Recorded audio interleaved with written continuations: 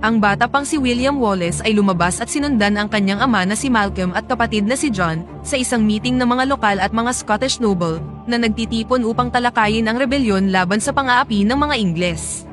Gayunpaman, lumalabas na ang meeting ay isang bitag na plinano ng mga Ingles.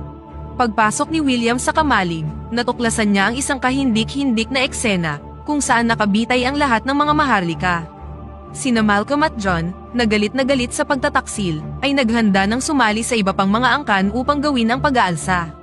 Para sa kaligtasan ni William, iniwan nila siya, ngunit walang katiyakang makakabalik pa sila ng buhay. Kalaunan, dumating ang masamang balita na pareho silang namatay sa gyera laban sa mga puwersa ng Ingles. Dumalo si William sa kanilang libing kung saan magkakasamang nagluluksa ang mga taga-nayon.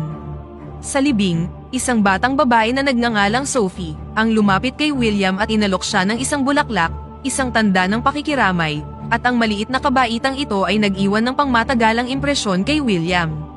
Kalaunan, ang uncle ni William na si Argyle, ay dumating upang alagaan siya.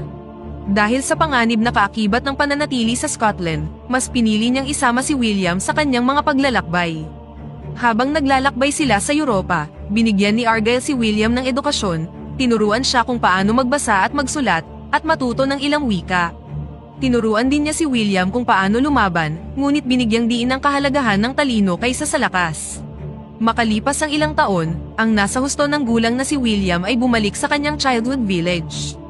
Hindi naman gaanong nagbago ang nayon ngunit mas tumindi pa ang presensya ng mga Ingles. Mas maraming mga sundalo ang nagpapatrolya sa lugar at nagpapatupad ng mga batas ni King Edward.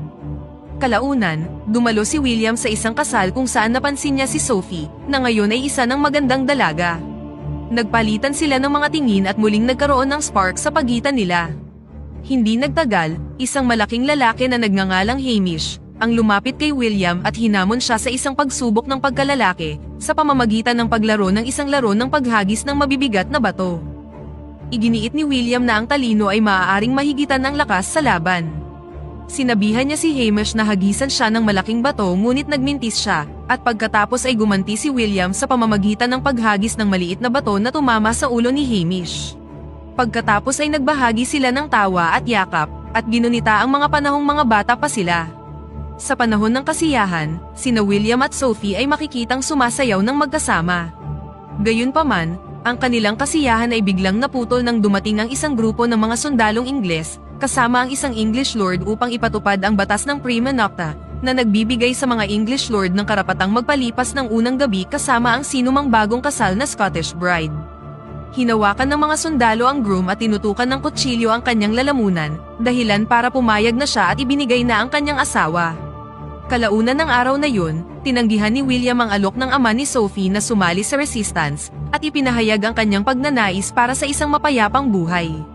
Sa paglipas ng mga araw, sina William at Sophie ay nagsimula ng isang lihim na relasyon. Habang mas lalo pang lumalalim ang kanilang pag-iibigan, ibinahagi nila sa isa't isa ang mga pangarap ng mapayapang kinabukasan. Dahil aware sila sa batas ng Prima Nocta, iminungkahi ni William ang isang lihim na kasal para protektahan si Sophie, at pumayag naman siya. Nang dumating ang gabi, ikinasal sila ng isang pari sa kagubatan. Pagkatapos ng kasal, ang mag-asawa ay nakibahagi sa isang sandali ng kaligayahan at mainit-init na pakikipagpalakpakan.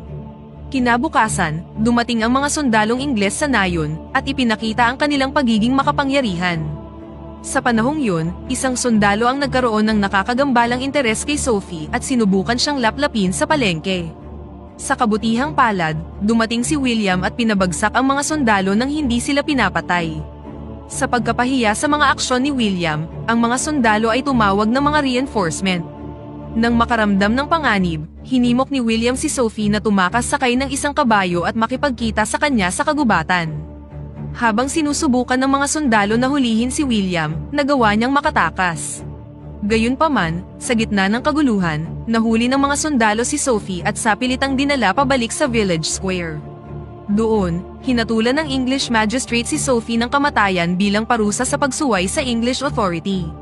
Sa kabila ng kanyang ipinapakitang katatagan at katapangan, walang awa siyang pinatay ng English magistrate sa pamamagitan ng paglaslas ng kanyang lalamunan, na iniwan ang mga taga-nayon na takot at walang kapangyarihang makialam. Kalaunan ng araw na yun, bumalik si William sa nayon at nagpanggap na sumusuko na siya. Habang kumikilos ang mga sundalo upang arestuhin siya, mabilis niyang pinatay ang mga ito, na nagpakita ng kanyang husay at determinasyon. Nang ma-inspired sa kanyang katapangan, nagrally ang mga taga-nayon sa likod niya, at sama-samang lumaban sa mga mapang-aping Ingles. Ang matinding galit at pagsuway na ginawa ni William ay nag-ignite ng spark sa rebelyon, na pinagkaisa ang mga tao na lumaban para sa kanilang kalayaan. Gamit ang kanyang mga kasanayan sa pakikipaglaban, itinumba niya ang mga tower archer, na nagpahintulot sa kanya at sa mga taga-nayon na talunin ang mga sundalo.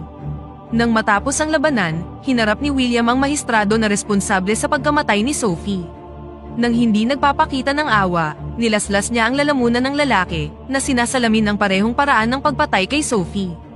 Ang balita ng paglaban ni William ay mabilis na kumalat sa buong Scotland, at ang kanyang mga aksyon ay nagbigay ng inspirasyon sa ibang mga nayon na maghimagsik laban sa pamamahala ng mga Ingles. Ang mga Scottish clans, na dati ay nahahati dahil sa mga away at tunggalian, ay nagsimulang magkaisa sa ilalim ng pamumuno ni William. Kalaunan, ang mga Scottish rebel ay naghanda ng harapin ng isang mas malaki at may mas mahusay na kagamitan na English army malapit sa Stirling. Bumagsak ang moral ng mga rebelde dahil sa mababang posibilidad na mananalo sila, kaya nagbigay si William ng isang speech sa kanyang tropa. Sinabi niya sa kanila na habang sila ay nabubuhay bilang mga alipin sa ilalim ng mga Ingles, ang pakikipaglaban ngayon ay maaaring magbigay sa kanila ng kalayaan. For one chance, just one chance, that they may take our lives, but they'll never take our freedom! At ang mga salitang ito ay muling nagpasigla sa kanilang tapang. Dahil inaasahan nila ang pagsalakay ng English cavalry, inutusan ni William ang kanyang mga tauhan na tumayo ng matatag, habang pinapadala ang mga horsemen upang atakihin sa gilid ang mga kalaban. Nang mapagkamalan ito na isang pag-atras, sumugod ang mga Ingles ng buong lakas. Sa huling sandali, ibinunyag ng mga Scot ang isang mahabang sibat, na tumusok sa mga sumusugod na kabayo, na naging sanhi ng pagbagsak ng mga kabalyero.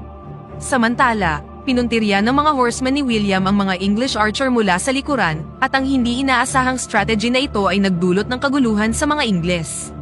Habang sinasamantala ang sandali, umabante ang mga rebelding Scot, na nagtulak sa mga Ingles na umatras, at nakamit ang kanilang unang tagumpay. Ang pagkapanalong ito sa Stirling ay nagpataas sa moral ng mga Scot at pinatibay ang status ni William bilang pambansang bayani, na naghatid ng malakas na mensahe kay King Edward na ang mga Scot ay isang mabigat na puwersa. Kalaunan, kinilala si William bilang Sir William Wallace ng Scottish nobles sa Edinburgh. Habang hinahangaan nila ang kanyang mga nagawa, ang ilan ay nag-iingat tungkol sa pagtaas ng kanyang impluwensya. Ang mga maharlika, kabilang si Lord Crait at Lapland, ay nahati ang opinyon tungkol kay William. Ang ilan naman ay mas nakafocus sa pagpapanatili ng kanilang sariling yaman at kapangyarihan, kaysa sa pakikibaka para sa kalayaan. Nanawagan si William sa kanila, at hinimok na magkaisa para sa kapakanan ng Scotland. Kalaunan, nakilala ni William si Robert the Bruce, ang nararapat na tagapagmana ng Scottish throne. Sumasang-ayon si Robert sa mga gustong mangyari ni William, ngunit minamanipula siya ng kanyang may ketong na ama, na gustong ingatan ang sarili nilang kapakanan at duwag na lumaban sa England. Sa sumunod na eksena, nagpa siya si William na dalhin ang laban sa England, na naglalayong guluhin ang mga stronghold ni King Edward. Sa paraang ito, naniniwala siya na ang paggawa ng opensa ay magpe-pressure sa mga Ingles na makipag-negotiate sa kanila. Ang mga Scot ay naglunsad ng isang paglusob sa lungsod ng York, gamit ang ilang siege equipment at maingat na strategy upang makapasok sa depensa nito. Matapos ang laban, ang lungsod, na pinamumunuan ng pamangkin ni King Edward, ay nahulog sa kamay ng mga Scot. Ipinadala ni William ang pinutol na ulo ng pamangkin kay King Edward, na tumugon ng galit na galit.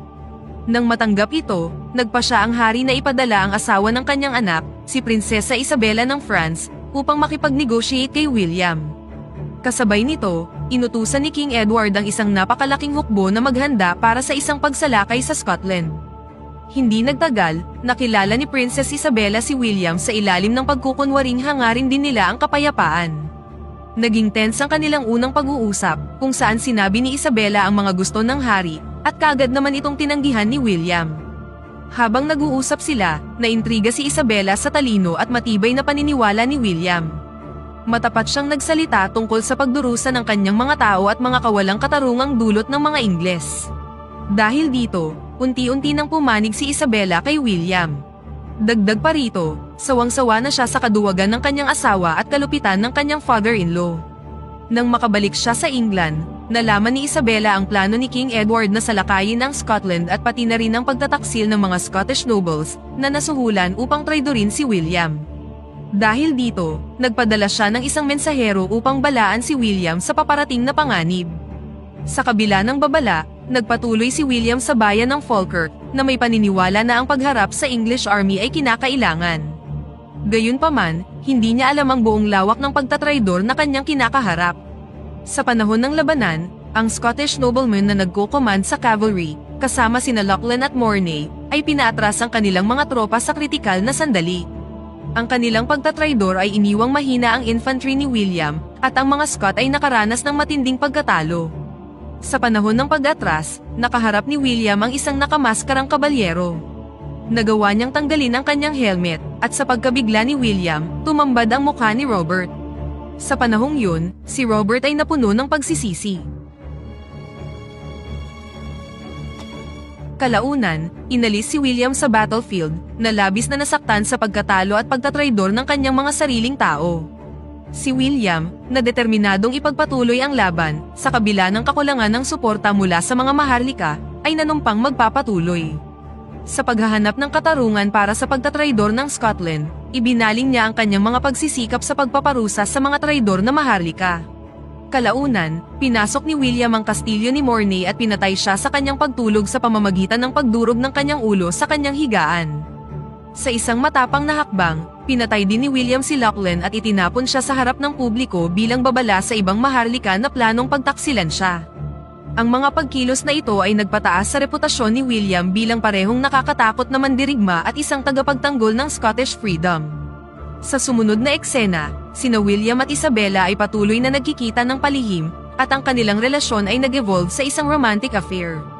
Sa kanilang pagkikita, nagbigay si Isabela kay William ng mga intel tungkol sa mga plano ng Ingles, isang paraan para tulungan siyang mas maisakatuparan ang kanyang layunin. Si Robert the Bruce, na nakawala na sa delusyon ng pagmamanipula ng kanyang ama, ay naghahangad na makipag-areglo kay William. Nag-arrange siya ng isang meeting upang talakayin ang pagkakaisa ng mga angkan nang hindi kasama ang mga tiwaling maharlika. Lingid sa kaalaman ni Robert, ang kanyang ama ay nakipagsabuatan sa iba pang maharlika upang mahuli si William. Sa panahon ng meeting, tinambangan at hinuli si William ng mga sundalong Ingles. Nang masaksihan ang pagtataksil, labis na nagalit si Robert. Dahil dito, hinarap niya ang kanyang ama, at narealize ang lawak ng kanyang panlilinlang para lang sa kanyang pansariling ambisyon. And you, big king, you deceived me. Kalaunan, dinala si William sa London at doon ikinulong. Nang dinala siya sa tribunal, kinasuhan si William ng high treason. Nang alukin ng mabilis na kamatayan, in exchange para sa kanyang paghingi ng awa, tumanggi si William, at iginiit ang hindi natitinag na debosyon sa kanyang layunin. Sa harap ng publiko,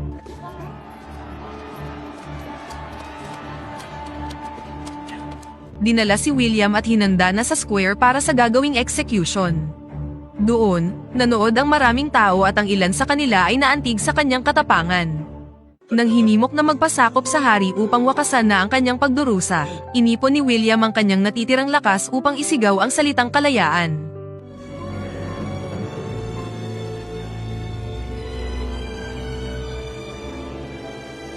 Pagkatapos ng kanyang pagtanggi, pinugutan na ng ulo si William. Ang kanyang kamatayan ay kinilala bilang isang pagiging martir na pumukaw sa emosyon ng mga taga-Scotland. Kalaunan, binisita ni Princess Isabella ang naghihingalong si King Edward at ipinaalam sa kanya na buntis siya sa anak ni William. Ang balitang ito ay nagsilbing personal na paghihiganti at tiniyak na ang pamilya at susunod na henerasyon ni Edward ay mababahiran ng dugo ng kanyang kaaway. Nang mamotivate sa sakripisyo ni William, si Robert the Bruce ay kinuha ang leadership ng Scottish Resistance. Tinanggihan niya ang payo ng kanyang ama, at ganap na nag-commit sa paglaban para sa kalayaan ng Scotland. Sa huling eksena, pinangunahan ni Robert the Bruce ang Scottish Army laban sa mga Ingles sa Bannockburn. Binanggit niya ang mga alaala ni William, na nagbigay inspirasyon sa kanyang mga tauhan gamit ang legacy ng kanyang katapangan at paghahangad ng kalayaan. Sa huli, sumugod ang mga Scot ng may panibagong sigla, at sinabi sa isang salaysay na ang labanang ito ay humantong sa kalayaan ng Scotland, at dito na nagtatapos ang pelikula. Pakipindot na